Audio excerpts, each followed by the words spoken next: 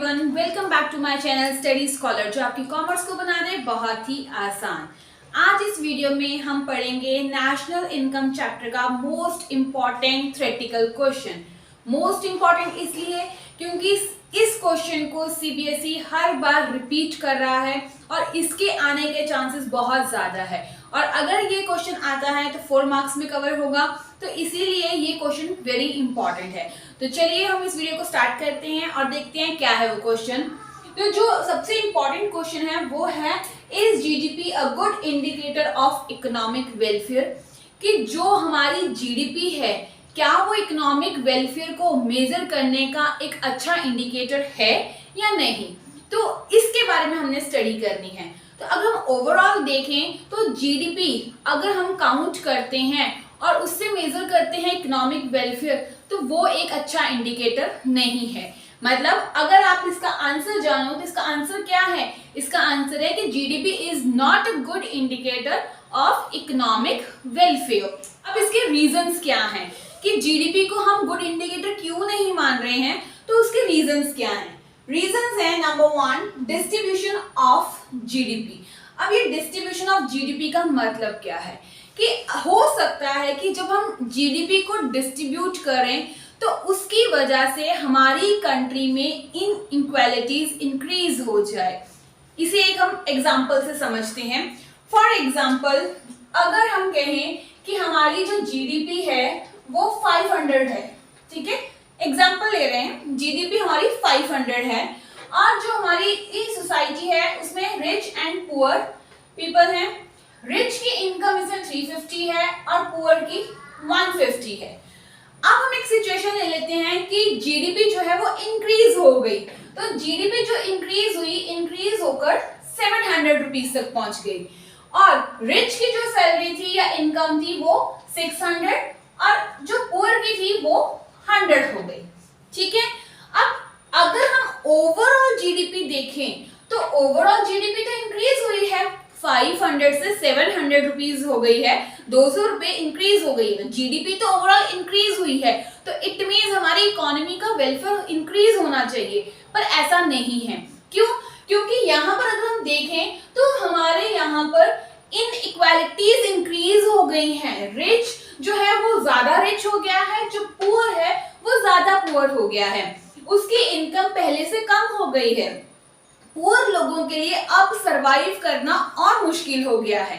तो अगर हम ओवरऑल जीडीपी की बात करें तो जीडीपी को देखें तो हम कह देंगे कि हमारी इकोनॉमी में वेलफेयर हो रहा है, बट ऐसा नहीं है। इसकी वजह से हमारे रिच और पुअर के बीच का जो गैप है वो इंक्रीज होता जा रहा है और अगर ये गैप इंक्रीज होगा तो inequalities of distribution of income की प्रॉब्लम आ रही है। Means rich becomes richer and poor becomes poorer, इनका गैप इंक्रीज हो गया है।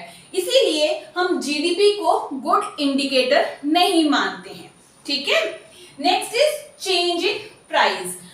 अब अगर तो जीडीपी इंक्रीज हुई है चेंज इन प्राइस की वजह से, तो भी जो जीडीपी है वो गुड इंडिकेटर नहीं है इकोनॉमिक वेलफेयर को मेजर करने का।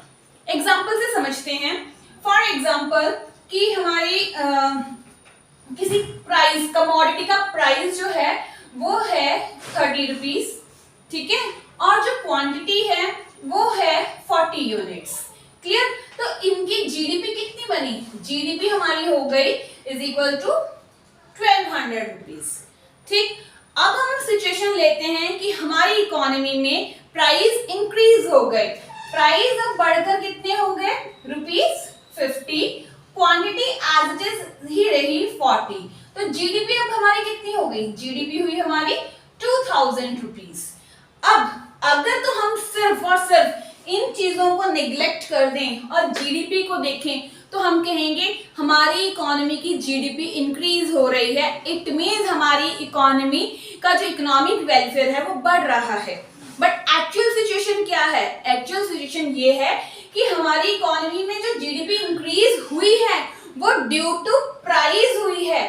प्राइस के इंक्रीज होने से जीडीपी इंक्रीज हुई है और प्राइस के इंक्रीज होने का मतलब है कि हमारी इकोनॉमी में इन्फ्लेशन चल रही है। कौन सी सिचुएशन चल रही है?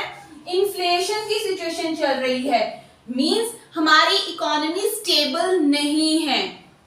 और अगर हमारी इकोनॉमी में इन्फ्लेशन की सिचुएशन है तो अब लोगों को अपना स्टैंडर्ड ऑफ लिविंग को मेंटेन करने में प्रॉब्लम फेस हो रही है।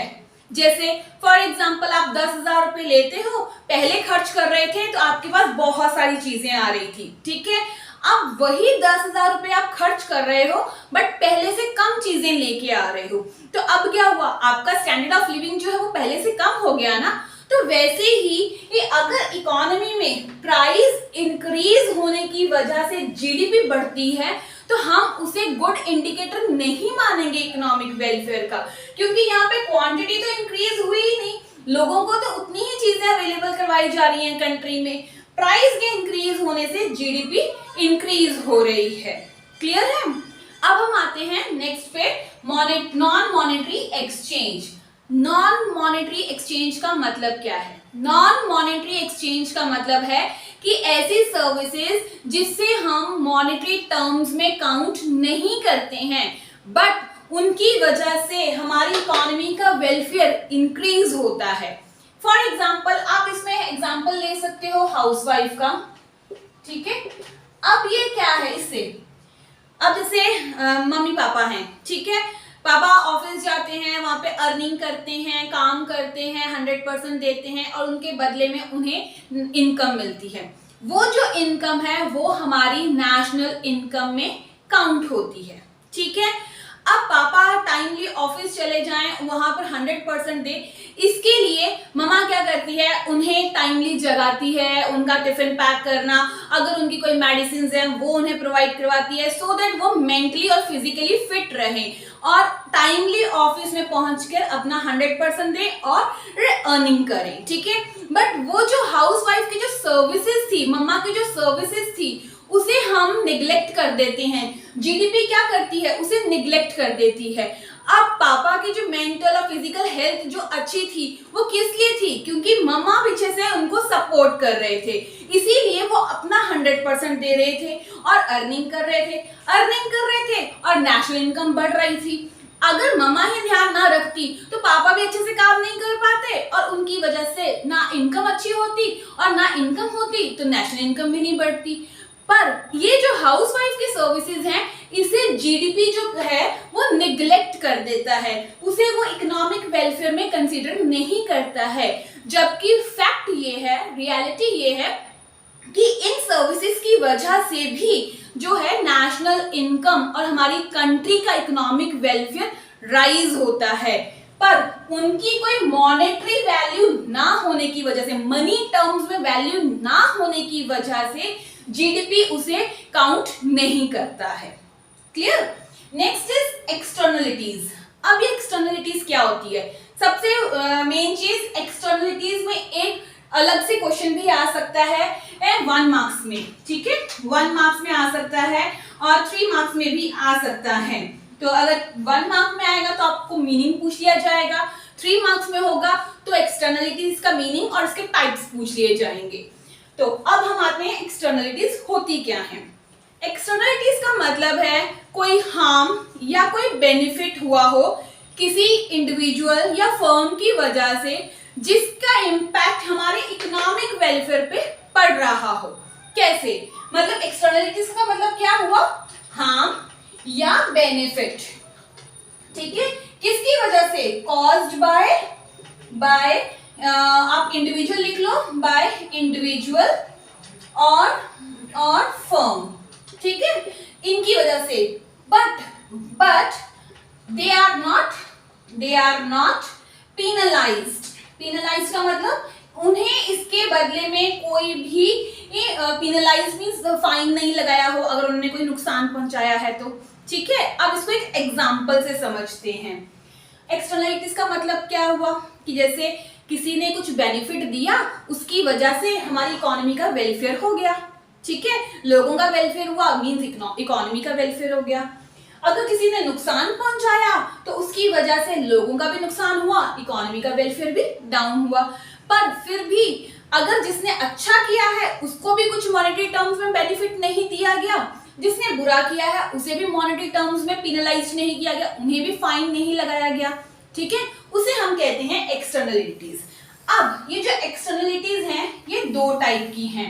Number one is positive externalities, ठीक है, positive externalities. Number two is negative externalities, negative externalities. अब ये पॉजिटिव क्या है? पॉजिटिव का पहले एग्जांपल देखो।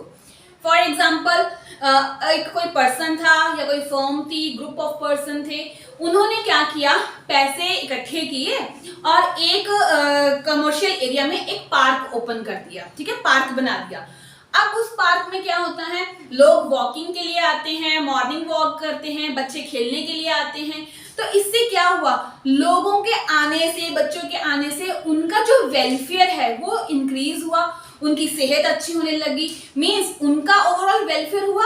उनका वेलफेयर होने की वजह से उसका इम्पैक्ट क्या पड़ा कि इकोनॉमी का वेलफेयर भी इंक्रीज हुआ, क्योंकि अगर पर्सन सही रहेंगे तो ही तो वो अपना अच्छा काम कर सकते हैं और उसकी वजह से हमारी कंट्री की नेशनल इनकम बढ़ेगी। तो उससे क्या हुआ, हमारा इकोनॉमी का वेलफेयर इंक्रीज हुआ। बट जिन्होंने पैसा डिपॉजिट करवाया था या इन्वेस्ट किया था या पार्क बनाया था, उन्हें इसके लिए कोई भी क्रेडिट नहीं दिया गया, कोई भी अच्छी मॉनेटरी टर्म्स में फैसिलिटी नहीं दी गई। क्लियर? ये तो हो गया पॉजिटिव एक्सटर्नलिटीज। अब हम बात हैं नेगेटिव एक्सटर्नलिटीज। नेगेटिव एक्सटर्नलिटीज का मतलब है कि एक कॉमर्शियल एरिया में किसी पर्सन ने इंडस्ट्री लगा दी। अब उस इंडस्ट्री से पोल्यूशन भी फैल रहा है, नॉइज पोल्यूशन है, गंदगी वगैरह इधर उधर फैल रही है, तो उसका नुकसान लोगों को हो रहा है, लोगों की हेल्थ पर पड़ रहा है। तो अब इससे क्या हुआ, जब लोगों की हेल्थ डाउन हो रही है, इट मींस इसका नेगेटिव इम्पैक्ट पड़ रहा है लोगों पर। अगर लोगों पर इसका नेगेटिव इम्पैक्ट पड़ रहा है तो हमारा इकोनॉमी का वेलफेयर क्या हो रहा है, डाउन हो रहा है, मींस हमारी इकोनॉमी के वेलफेयर पे भी इसका नेगेटिव इम्पैक्ट पड़ रहा है। बट उसके लिए उन लोगों को कुछ भी फाइन नहीं चार्ज किया जा रहा, उनके ऊपर कुछ भी उनको मतलब फाइन नहीं लगाया जा रहा, ठीक है। तो इसमें क्या हुआ, पॉजिटिव में क्या हुआ, जो इकोनॉमिक वेलफेयर इंक्रीज हो रहा है, और नेगेटिव में क्या हुआ कि हमारा इकोनॉमिक वेलफेयर डिक्रीज हो रहा है, बट किसी को भी मॉनेटरी टर्म्स में कुछ भी मेजर नहीं किया जा रहा, ठीक है। अब ये चीजें मॉनेटरी टर्म्स में ना होने की वजह से जो जीडीपी है वो इसे काउंट नहीं करती है, और इसकी वजह से जो इकोनॉमिक वेलफेयर आता है हमारे सामने, उसकी सही पिक्चर हमें नहीं मिल पाती, ठीक है। मतलब जीडीपी क्या कर रहा है, ये एक्सटर्नलिटीज को काउंट ही नहीं कर रहा, जबकि इस एक्सटर्नलिटीज की वजह से हमारा इकोनॉमिक वेलफेयर या तो इंक्रीज हो रहा है या डिक्रीज हो रहा है, बट इकोनॉमी में जीडीपी इसको कैलकुलेट ही नहीं करता, ठीक है। Next is rate of population. अब रेट ऑफ पॉपुलेशन का मतलब क्या है, अगर हमारी कंट्री में रेगुलर पॉपुलेशन इंक्रीज होती जाएगी तो हमारी इकोनॉमी का जो वेलफेयर है वो डाउन होगा। कैसे, एग्जाम्पल से समझते हैं। फॉर एग्जाम्पल हमारी रेट ऑफ इकोनॉमी, अगर हम कहें कि जो पॉपुलेशन है, ठीक है, वो 100 है, मींस हमारी इकोनॉमी में 100 लोग रहते हैं, और कमोडिटीज जो हैं, कमोडिटी या क्वांटिटी ऑफ गुड्स जो अवेलेबल हैं वो भी 100 हैं। तो यहाँ पर क्या है, अब एक एक पर्सन के हिस्से में एक एक कमोडिटी आ रही है, ठीक है। अब अगर ये रेट ऑफ पॉपुलेशन, अगर ये पॉपुलेशन बढ़कर 100 से 200 हो जाती है, ठीक है, 100 से बढ़कर 200 हो जाती है, तो क्या होगा, कमोडिटी तो इंक्रीज नहीं हुई, बट लोगों को तो अपनी जरूरतें पूरी करनी है, तो वो क्या करेंगे, इसी कमोडिटी को अब सभी के हिस्से में कितनी आएगी, आधी आधी कमोडिटी आएगी, ठीक है। पहले 100 लोग थे तो हर एक के हिस्से में एक एक कमोडिटी आ रही थी, अब 200 लोग हैं तो हर एक के हिस्से में आधी आधी कमोडिटी आ रही है। इससे क्या हुआ, पहले लोगों के पास ज्यादा चीजें थी, लोगों का स्टैंडर्ड ऑफ लिविंग अच्छा था, अब लोगों के पास कम चीजें अवेलेबल हो रही हैं, तो इट मींस उनका स्टैंडर्ड ऑफ लिविंग डाउन हो गया है। लोगों का स्टैंडर्ड ऑफ लिविंग डाउन होने का मतलब है इकोनॉमी का जो वेलफेयर है वो डाउन हो रहा है, बट जो जीडीपी है वो इसे नेग्लेक्ट करती है, इसे काउंट करती ही नहीं है, ठीक है। अब यहाँ पर क्या हो रहा है, अब यहाँ पर हो रहा है कि लोगों को के हिस्से में पर कैपिटा इनकम आप कह लो, पर कैपिटा गुड्स कह लो, पर कैपिटा कमोडिटी कह लो, वो क्या हो गई है, कम हो गई है। पर कैपिटा इनकम या पर कैपिटा गुड्स कम होने की वजह से लोगों का स्टैंडर्ड ऑफ लिविंग क्या है, डाउन हो गया है। जो जीडीपी है इस चीज को निग्लेक्ट करता है, काउंट करता ही नहीं है, और इसकी वजह से जबकि इकोनॉमिक वेलफेयर पे तो इम्पैक्ट पड़ रहा है, चाहे फिर वो पॉजिटिव पड़े चाहे फिर वो नेगेटिव पड़े। तो इसीलिए हम कहते हैं कि जीडीपी जो है good indicator of economic welfare नहीं है, क्योंकि ये बहुत सारी चीजों को निग्लेक्ट कर देता है जिनकी मनी के टर्म्स में कोई वैल्यू नहीं होती और उनका इम्पैक्ट पर इकोनॉमिक वेलफेयर पे पड़ रहा होता है। कुछ ऐसी चीजें हैं, ये सब ऐसी चीजें हैं जिनकी वजह से इकोनॉमिक वेलफेयर पे इम्पैक्ट पड़ता है, पर जीडीपी उसे काउंट नहीं करती। आई होप आपको ये टॉपिक क्लियर हो गया होगा। चलिए अब हम पढ़ते हैं अपना दूसरा टॉपिक। दूसरा टॉपिक क्या है, प्रॉब्लम ऑफ डबल काउंटिंग। हमने जो वैल्यू एडेड मेथड पढ़ा था, इनकम मेथड पढ़ा था, तो मैंने बार बार कहा था कि हम एक गुड की वैल्यू को ऐड नहीं करते हैं, उससे problem of double counting arise होती है। तो ये वही प्रॉब्लम ऑफ डबल काउंटिंग है, इसे अब हम डिटेल में पढ़ते हैं कि ये क्या है। Problem of double counting, double के मीनिंग से ही समझ आ रहा है कि हम किसी चीज की काउंटिंग 2 बार 3 बार कर रहे हैं, मतलब बार बार किसी चीज, एक ही कमोडिटी को कैलकुलेट कर रहे हैं या काउंट कर रहे हैं। तो अगर हम एक ही कमोडिटी को बार बार काउंट करते हैं नेशनल इनकम कैलकुलेट करते वक्त, तो हमारे पास जो नेशनल इनकम आती है वो गलत आएगी। ठीक है, अब अगर आपको याद हो, मैंने आपको एक एग्जांपल लिया था कि वैल्यू एडेड मेथड में एक ब्रेड का एग्जांपल था और उसमें मैंने कहा था कि ब्रेड सेल हो रही है 1000 रुपीज में। अगर मैं वो 1000 रुपीज पे ऐड कर लूं और उसमें जितना रॉ मटेरियल लगा हुआ उसकी वैल्यू भी उसमें ऐड कर लूं, तो वहां पर problem of double counting arise हो जाएगी। क्यों? क्योंकि वो रॉ मटेरियल की वैल्यू ऑलरेडी मार्केट प्राइस में इंक्लूड है, तो मैं दोबारा उस वैल्यू को ऐड नहीं कर सकती। ठीक है, तो प्रॉब्लम ऑफ डबल काउंटिंग का मतलब क्या हुआ कि जब हम एक ही गुड को की वैल्यू को बार बार ऐड करते हैं, मींस एडिंग ऑफ आउटपुट्स लिख सकते हो, कमोडिटी लिख सकते हो, outputs value more than once, एक बार से ज्यादा जब आप उसको एड ऑन करते हो तो हमारे लिए problem of double counting arise हो जाती है। अब हम पढ़ते हैं कि इस प्रॉब्लम को अवॉइड कैसे किया जा सकता है। अगर हम बात करें अवॉइड की, तो इसे अवॉइड करने के 2 मेथड हैं। Number 1 is final output method. ठीक है, अब ये फाइनल आउटपुट मेथड क्या है?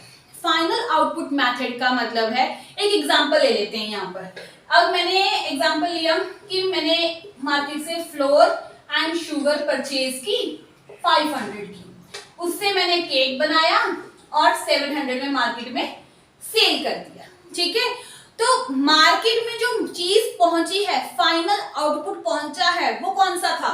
वो है केक। ठीक है, अब उसकी वैल्यू कितनी है? वो है 700। तो जब मैं 700 को लिख के ऐड कर दूंगी तो वो कहलाएगा final output method. It means final output method में क्या होता है, फाइनल वैल्यू ऑफ गुड जो है वो ऐड की जाती है। क्या होता है? Final value of good is added. जो मार्केट में चीज पहुंच चुकी है सेल के लिए, उसका जितना प्राइस होगा वो जब हम ऐड करते हैं नेशनल इनकम काउंट करते वक्त, उसे हम कहते हैं फाइनल आउटपुट मेथड। क्लियर? अब हम पढ़ते हैं सेकंड मेथड, वो है value added method. Second case क्या है? Value added method.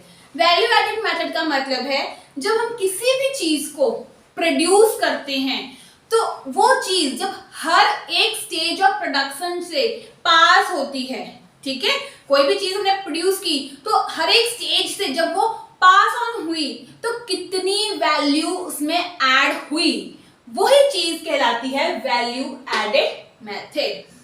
मतलब अब जरूरी तो नहीं है कि कोई भी चीज एकदम मार्केट में आ जाए, तो जितनी भी स्टेजेस से पास होगी तो हर एक में कुछ ना कुछ वैल्यू ऐड होती है। हमने वो वैल्यू ही निकालनी है और उसे ऐड करना है और नेशनल इनकम को काउंट करना है। तो इसमें क्या होता है, वैल्यू इज एडेड, ठीक है, जो ईच स्टेज पे हमें मिलती है। इसे एक एग्जांपल से समझते हैं। अब मैं एक एग्जांपल लेती हूँ, जैसे सपोज एक फार्मर है, ठीक है, एंड एक पर्सन है मिलर। मिलर कौन होता है, मिलर होता है जो जैसे आटा पीसने वाला, ठीक है। नेक्स्ट थर्ड वन ले लेती हूं मैं, बेकर। ये पर्सन है। फार्मर के पास जो प्रोडक्ट है वो है व्हीट, मिलर के पास है फ्लोर और बेकर के पास है प्रोडक्ट ब्रेड, ठीक है।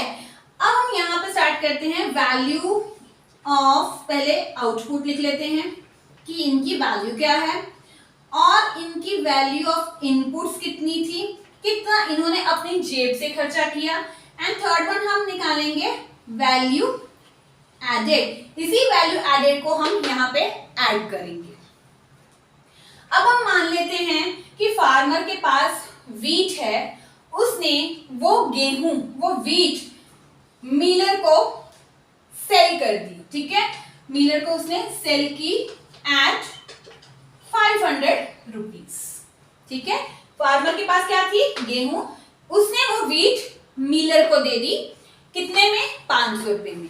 तो अब फार्मर के पास वैल्यू ऑफ आउटपुट, फार्मर का आउटपुट क्या है, व्हीट, तो उसकी वैल्यू कितनी है, 500 रुपीज, तो उसके पास आ गए 500 रुपए, ठीक है।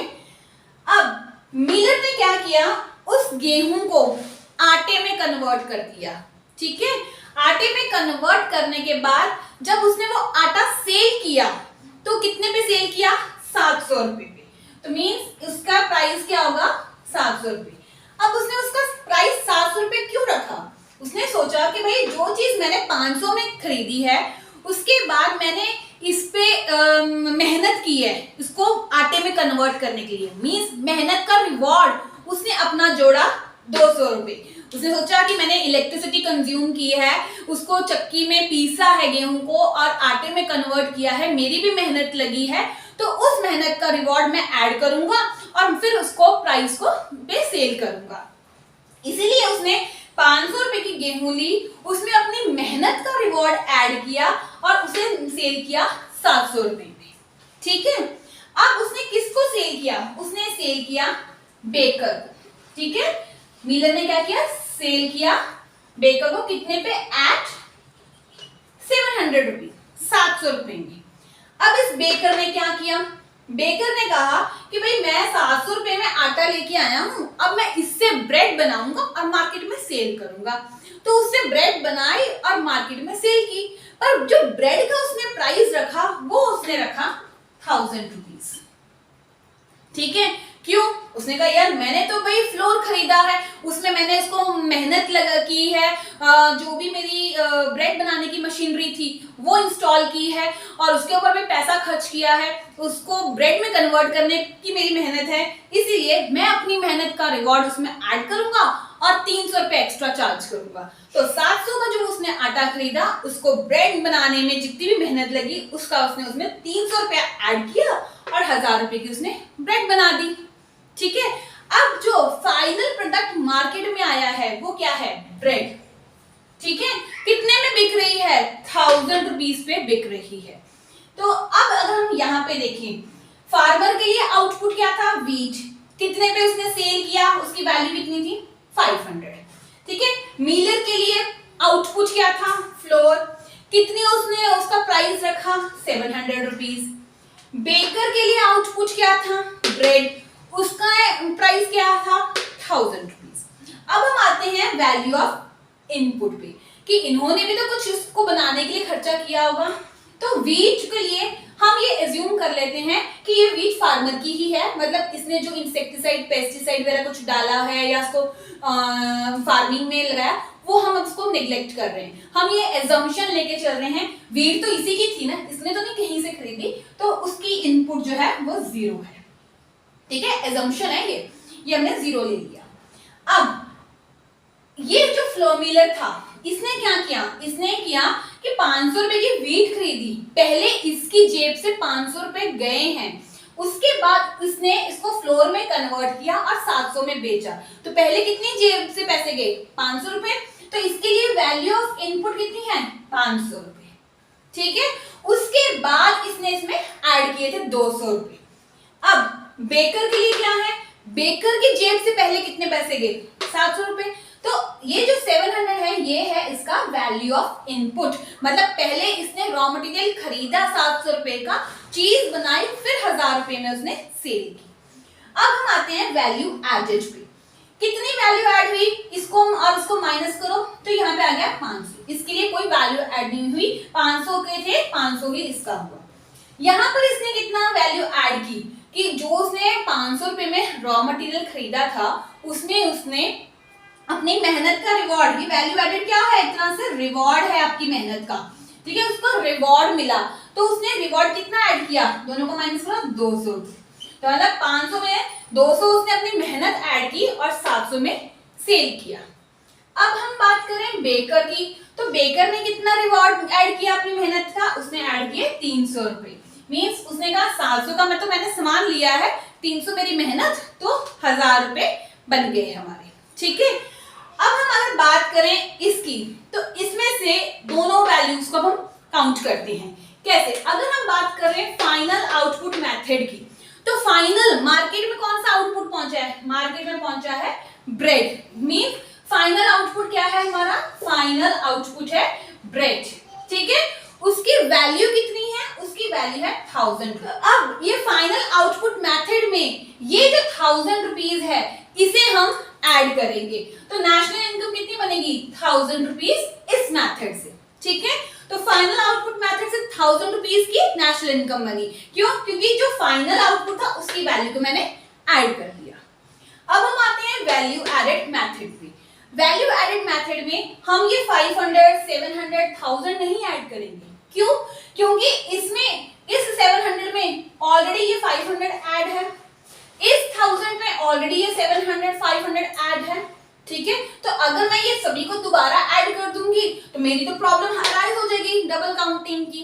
ठीक है, तो अब हम क्या करेंगे, इसमें से वैल्यू निकालेंगे जो ऐड हुई है ईच स्टेज पे। ईच स्टेज मींस देखो ये ब्रेड कैसे बनी, फ्लोर से, फ्लोर कैसे बना, वीट से, तो ये हर एक स्टेज ऑफ प्रोडक्शन है। तो इस स्टेजेस पे कितनी कितनी वैल्यू ऐड हुई है, तो वैल्यू कितनी ऐड हुई है, 500, 200, 300, हम इन सबको प्लस कर देंगे। तो कितना बना, जब आप इसको प्लस करोगे ये बना आपका 1000। ठीक है, तो यहाँ पे भी जो नेशनल इनकम आई इस मेथड से भी कितनी आई, 1000। तो देखो दोनों मेथड में नेशनल इनकम सेम आ गई, तो इसीलिए हम फाइनल आउटपुट मेथड में फाइनल वैल्यू को ऐड करते हैं और वैल्यू एडेड मेथड में हम वैल्यू जो हर एक स्टेज पर आई है उसे ऐड करते हैं, उसी से जो हमारी नेशनल इनकम आएगी वो सही आती है। ठीक है, और अगर हम रॉ मटेरियल के प्राइसेस को भी ऐड करने लग जाएंगे तो उसकी वजह से प्रॉब्लम अराइज होगी डबल काउंटिंग की। क्लियर है? Alright friends, that's all for today's video. I hope आपको ये सारा कॉन्सेप्ट क्लियर हो गया होगा। फिर भी अगर आपको कहीं पे डाउट हो आप कमेंट सेक्शन में लिख सकते हैं, और मैंने आपके लिए बहुत सारे प्लेटफॉर्म्स ओपन किए हुए हैं, आप अपने डाउट्स कहीं पे भी मुझसे क्लियर कर सकते हैं। मैं आपके डाउट्स क्लियर करने के लिए ऑलवेज अवेलेबल हूँ। सो अगर अभी तक आपने मेरे चैनल को सब्सक्राइब नहीं किया है तो please subscribe my channel, and इस वीडियो को भी आप शेयर कीजिए ताकि सारे आपके फ्रेंड्स को भी इसका बेनिफिट मिल सके। Thank you for watching.